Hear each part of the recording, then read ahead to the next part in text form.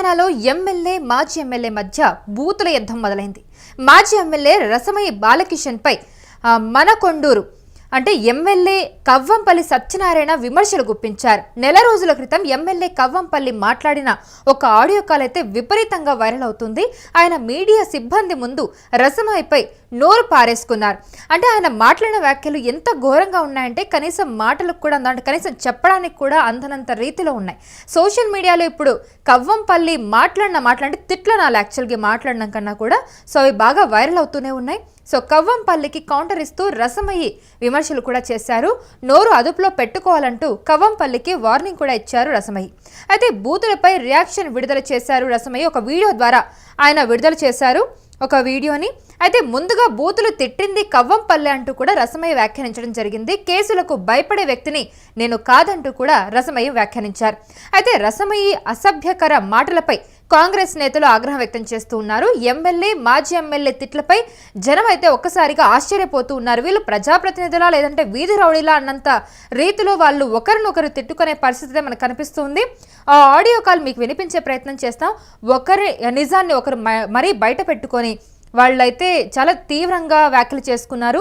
So వాళ్ళ వ్యాఖ్యలపై అంటే అరే ఒరే అంటూ కూడా అసభ్యకరంగా తిట్టుకున్నారు. వాళ్ళ వ్యాఖ్యలపై ఇప్పుడు ప్రజలందరూ కూడా అంటే జనాలు విన్న వాళ్ళందరూ కూడా రకరకాల కమెంట్స్ చేస్తూ ఉన్నారు. కనీసం వాళ్ళు మాట్లాడిన మాటలు మీకు వినిపించాలన్నా కూడా అభ్యంతరకరంగానే ఉంది. కానీ మీకు తెలియాలి కాబట్టి ఈ ఆడియోని మీకు వినిపిస్తున్నా. ఒకసారి కవ్వంపల్లి ఏం మాట్లాడారు, దానికి ప్రతిస్పందనగా రసమయ్య ఏం మాట్లాడారో కూడా మనం విందాం.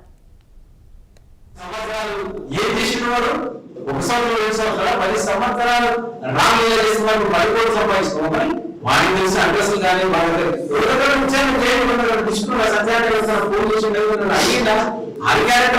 అడ్మిట్ చేస్తాడు. కొంచెం కూడా ఆలోచన చేసే ముందు మీరు అని చెప్పి రాశాడు. పోస్ట్ మ్యాన్ గారు చేస్తున్నారు. వాడి ఎంత వాడి కోర్టు హైకోర్టు వేసి కోర్టుల శక్తి కూరలో కొడుతూ ఉన్నాడు. అక్కడ ఆపుకుంటూ వస్తూ ఉన్నాడు.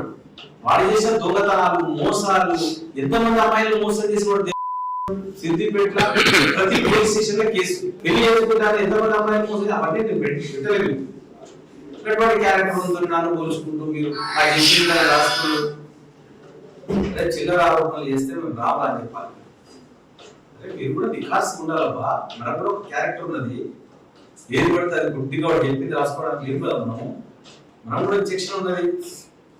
అన్న తప్పు చేస్తే నన్ను నిలదీయ గల్లా పట్టుకుని అడిగే అధికారం ఉన్నది. Yes you have done a mistake here, మీరు చేశారు నన్ను అడగండి. మిమ్మల్ని నేను ఇంకా మాట్లాడతాను. తప్పైతే తప్ప ఈ నియోజకవర్గంలో ఎక్కడన్నా ఒక్క పైసా కానీ ఎవరి దగ్గర అన్నా కానీ అలా ఎంపీపీలో డబ్బులు తీసుకుంటుంది, జెడ్పీటీసీ డబ్బులు తీసుకుంటుంది, సింగిల్ చైర్మన్ల దగ్గర డబ్బులు తీసుకుంటుంది, ఎక్స్టెన్షన్ డబ్బులు తీసుకుంటుంది, మార్కెట్ కమిటీ ఇస్తే డబ్బులు తీసుకుంటుంది. ఇవన్నీ మీరు తెలవట్లేవా? ఒక కమిటీ చైర్మన్ దగ్గర ఒక దగ్గర పైసలు తీసుకున్నా, ఒక సింగిల్ విండో చైర్మన్ మనం ఎక్స్టెన్షన్ ఇచ్చినాం, ఈ రోజు ఎక్స్టెన్షన్ ఇచ్చినాం. ఇప్పుడే తీసుకొని తిట్టొస్తున్నా. నేను గడుదలపల్లి ఏమో చెప్పిన, ఆయన ఒక్కరికి ఎందుకు కాపుతావు, అందరు ఇచ్చినావు కదా. గడుదలపల్లి 3 వారాలు కాపుతున్నావు, నువ్వు ఇయ్యకపోయినా కోర్టు నుంచి తెచ్చుకుంటారు. అలా ఉండదు సార్ అన్నట్టు ఈ రోజు మరి ఆ జీవితం ప్రొటెక్ట్ చేయాలి కదా కోర్టులో. ఎవరు లేదు స్టే తెచ్చుకుంటారు. అది అప్లై చేసి అయిపోతుంటాయి కదా. ఇన్ని పదాలు వచ్చిన ఎక్కడన్నా ఒక్కరికన్నా మనం ఒక్క డబ్బులు తీసుకున్నామా, మన చేతిలో డబ్బులు తీసుకున్నా అందరూ తెలుస్తారు. రాకేష్ ఏ డబ్బులు మాట్లాడాలి, మనం మాట్లాడకూడదు. ఇట్లా ఇప్పుడు మీరు నా కుటుంబ సభ్యులను మాట్లాడుతున్న మిత్రులు ఓపెన్ గా అరే బోషుడికే అన్నాదిరా నిన్ను కొడుకులైతేనే అవులే డ్రగ్స్ తీసుకుంటున్నావురా బోషుడికే తాగి డ్రగ్స్ తీసుకుంటా నువ్వు ఎంతమంది నన్ను పట్టుకొని కేసులైనాయి గీసులైనా అని మాట్లాడుతావురా బోషుడికే. నువ్వు దమ్ముంటే రారా చర్చకు. 10 సంవత్సరాల నువ్వేం చేసినావు నేను చేసినావు 10 సంవత్సరాలు తెలుసుకుందాం. సంవత్సరాల నువ్వు మాట్లాడి మన భాషకున్నదిరా అవురా సిగ్గుండాలే. ఏం చదువుకున్నారా నువ్వు? ఒక డాక్టర్, నువ్వు ఒక ప్రొఫెసరు, ఇదారా నువ్వు మాట్లాడుకున్నటువంటి భాష? చూసారు కదా, ఆడియో వినడానికి కూడా చాలా అసభ్యకరంగా ఉంది. ఇంకా పూర్తిగా వినిపించడానికి కూడా మనసు రావట్లేదు. కనీసం ఆ మాటలు విందామన్నా కూడా అంటే బీ ప్లేస్ మరి వినిపిస్తున్నా కూడా తెలుస్తూనే ఉన్నాయి ఆ వ్యాఖ్యలన్నీ కూడా.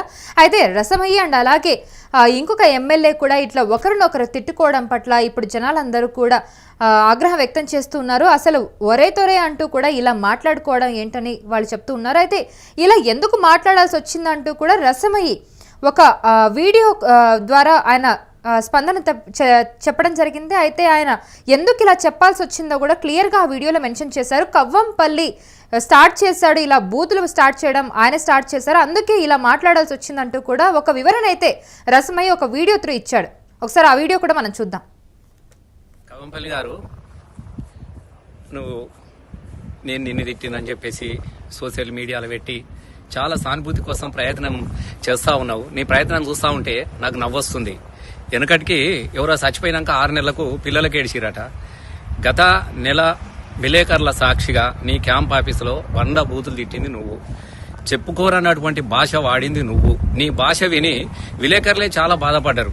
అటు విలేకరులను కూడా వార్తలు ఎట్లా రాస్తారని వాళ్ళని బెదిరిస్తేవి, పోస్ట్ మేట్లను తిడితివి, నన్ను తిడితివి, ఇష్టం ఉన్నట్టు. అసలు మనిషి అన్నట్టు ఎవ్వడు కూడా ఆ భాష మాట్లాడు. ఇక నువ్వు మాట్లాడినావు. అయినప్పటికీ కూడా నేను చాలా మౌనంగానే నేను ఉన్నా. అదే రోజు నీకు రిప్లై పెడదామని అనుకున్నా, కానీ నీకు నాకు తేడా ఏముంటదని చెప్పేసి నేను పెట్టలేదు.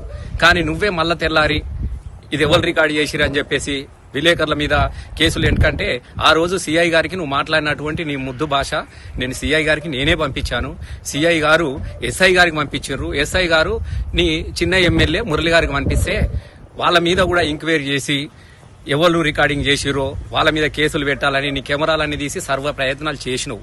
తర్వాత తెల్లారితే విలేకరులను కూడా క్యాంప్ ఆఫీస్ రావద్దని చెప్పేసి బెదిరించినావు. కాబట్టి వాళ్ళని ఎందుకు బెదిరిస్తా ఉన్నావు, వాళ్ళని ఎందుకు టార్చర్ చేస్తా ఉన్నావు, వాళ్ళ మీద ఎందుకు నువ్వు ఎంక్వైరీ చేస్తా ఉన్నావు అని చెప్పేసి నువ్వు ఇట్లాంటి భాష మాట్లాడదన్న ఉద్దేశంతో నేను పెట్టినాను తప్ప నీకు అవి తిట్లుగా అనిపిస్తే నేనేం చేయలేను. ఎందుకనంటే నువ్వు మారాలి. నేను మాట్లాడి పెడితే దాన్ని అంతా ఎడిటింగ్ చేసి దాన్ని తీసేసి కేవలం సానుభూతి కోసం, ఆ సానుభూతి కూడా ఎందుకు, నీకు ఆల్రెడీ మంత్రి పదవి వస్తుందని పోయింది. నీ ఎంక్వైరీ మొత్తం నీ మీద మొత్తం తెలుసు కాబట్టి ఆ రోజే నువ్వు కథమైపోయినావు నియోజకవర్గంలో. మళ్ళా రేపో మాపో డీసీసీ పదవి కూడా పోతుంది కదా.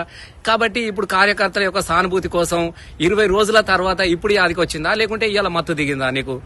నేను ఒకటే నేను అడుగుతా ఉన్నా. 20 రోజుల తర్వాత, అది నేను అమెరికాలో ఉన్నటువంటి సమయంలో దాన్ని సోషల్ మీడియాలో పెట్టించి సానుభూతి కోసం ప్రయత్నం చేస్తున్నావు. నేను ఇప్పటికి కూడా చెప్తా ఉన్నా, ఈ సానుభూతి బంద్ చేయి.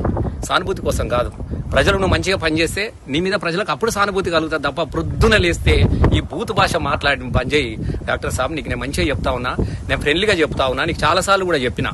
ఇక నన్ను మారాలని కూడా చెప్తా ఉన్నా. పని చేస్తే ప్రజలు గౌరవిస్తారు తప్ప నేనేదో నేను తిట్టినా అని చెప్పేసి నువ్వు సానుభూతి పొందితే నీ గౌరవం వస్తుంది అనుకోవడం నీ అవివేకం.